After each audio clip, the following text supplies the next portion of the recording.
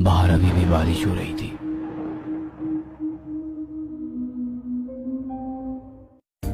मैं पलटा। मोहिनी दरवाजे में खड़ी थी, चेहरे पर मुस्कुराहट थी। मेरे दिमाग पर मोहिनी फिर से छा गई और मैं उसके पीछे पीछे अंदर गया। दिन गुजरते जा रहे थे। वो मेरे लिए खाना बनाती थी, पर खुद नहीं खाती थी, कुछ भी नहीं बोलती थी। हमेशा वो काली साड़ी पहनती थी और ज्यादातर हम प्रणय में व्यस्त हो जाते थे। उसके बाद मुझे गहरी नींद लग जाती थी, थकान की नींद। कई बार नींद से उठने पर वो मुझे आसपास नहीं देखती तो मैं बेचैन हो जाता था और उसे ढूंढता। जैसे वो मुझे देखती, मैं दौड़ते हुए जाकर उसे बाहों में भर लेता था। उसके चेहरे पर सिर्फ मुस्कुराहट रहती थी। मेरे सोने के बाद वह कहीं जाती होगी क्या? आखिर वो है कौन? कुछ खाती क्यों नहीं? वो आदमी कौन था? वो इतनी नशीली क्यों है? लेकिन चाह कर भी मैं उससे कुछ भी सवाल नहीं कर पा रहा था। ऐसा क्यों हो रहा था? 2 हफ्ते गुजर चुके थे। मैं उसके प्यार में मदहोश हो चुका था। मेरा खुद पर बस नहीं चल रहा था। जैसे मैं किसी की गाड़ी के पीछे बैठा हूं और गाड़ी के ड्राइविंग सीट पर वो बैठी है, मोहिनी। मुझे वो जहां चाहे वहां ले जा रही थी। मुझे वो सफर अच्छा लग रहा था, उसका साथ अच्छा लग रहा था।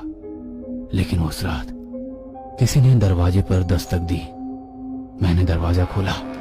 सामने 4 लोग खड़े थे। जी, क्या चाहिए? देखिए, हम पासी की बस्ती में रहते हैं। हमारे बस्ती से 2 छोटे बच्चे गायब हो गए हैं, एक 10 दिन पहले और एक आज सुबह। आपने उनको देखा है क्या?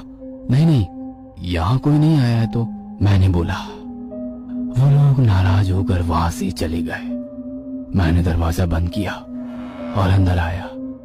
मोहिनी किचन में थी। अचानक मुझे ओह ओह की आवाज आने लगी, लेकिन आवाज कहां से आ रही है ये समझ नहीं आ रहा था। मेरा ध्यान जमीन की ओर गया। वह तहखाने का दरवाजा था। आवाज वहीं से आ रही थी। मैं दरवाजा खोल ही रहा था कि उस पर मोहिनी आकर खड़ी हो गई।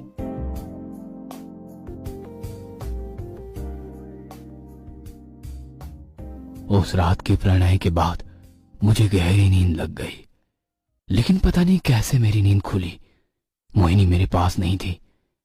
किसी जंगली जानवर के गुर्राने की आवाज आ रही थी और साथ में मुंह के चप चप की आवाज, जैसे कोई जानवर कुछ खा रहा है। मैं आवाज की तरफ बढ़ने लगा। आवाज वहीं से आ रही थी, तहखाने से। मुझे कुछ देर पहले की घटना याद आई। मैंने जल्दी से उसका दरवाजा खोला। दरवाजे के खुलते ही एक बहुत ही गंदी बदबू आई। मैं धीरे धीरे सीढ़ियों से नीचे उतरा। मैंने दरवाजे की तरफ देखा तो मेरी रूह कांप उठी। सामने मोहिनी बैठी थी। उसकी गोद में एक 4-5 साल का लड़का था। उसने पहले ही गर्दन को काट कर उसकी जान ले ली थी। वहां से बहुत सारा खून बह रहा था। वहीं पास में हड्डियों का ढांचा पड़ा था, जिसे अब भी कुछ जगह मांस चिपका हुआ था, जो अभी सड़ चुका था। उसने मेरी तरफ देखा। उसका चेहरा खून से भरा हुआ था। उसके दांत खून और मांस से लाल हो गए थे। उसके चेहरे पर अब भी मुस्कुराहट थी। मेरे मुंह से शब्द नहीं निकल रहे थे। जब मुझे होश आया तो मैं मेरे बेड पर था और मोहिनी पास ही में सोई थी रोज की तरह। फिर मैंने जो रात को देखा, वो क्या सपना था या हकीकत, कुछ समझ नहीं आ रहा था। मैंने उसकी तरफ देखा।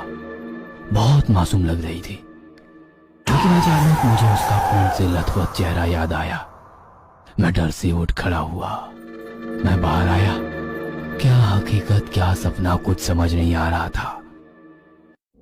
फिर मेरी नजर उस तहखाने के दरवाजे पर गई।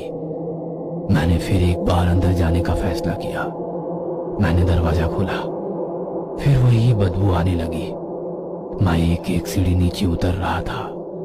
जो मैंने रात को देखा वो सपना ही हो, इसके लिए मैं प्रार्थना कर रहा था।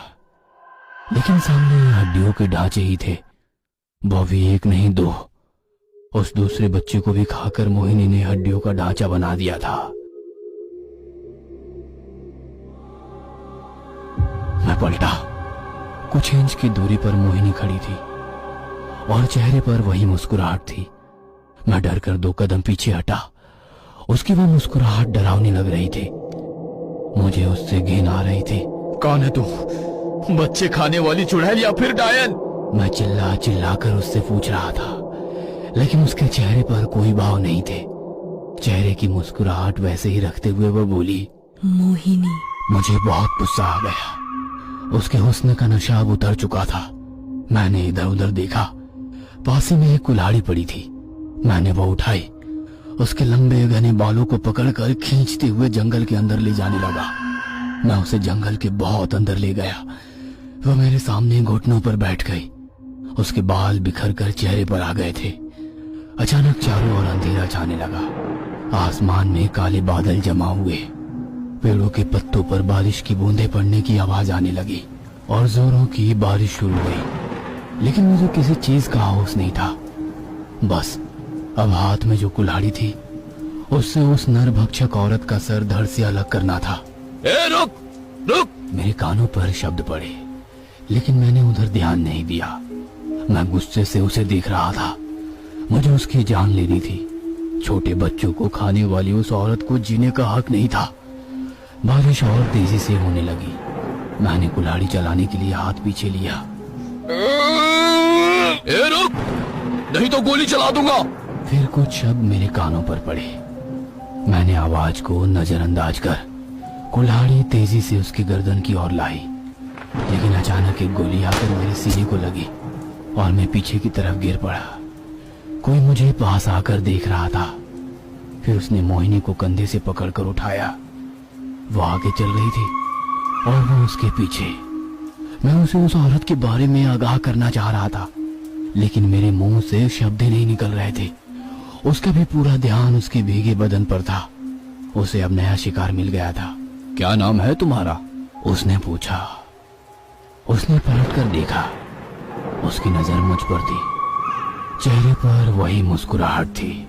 उस बेचारे को लग रहा था कि वो उसे देखकर मुस्कुरा रही है, बिल्कुल जैसे मुझे लगा था उस दिन। अपनी मुस्कुराहट के साथ वो बोली, मोहिनी।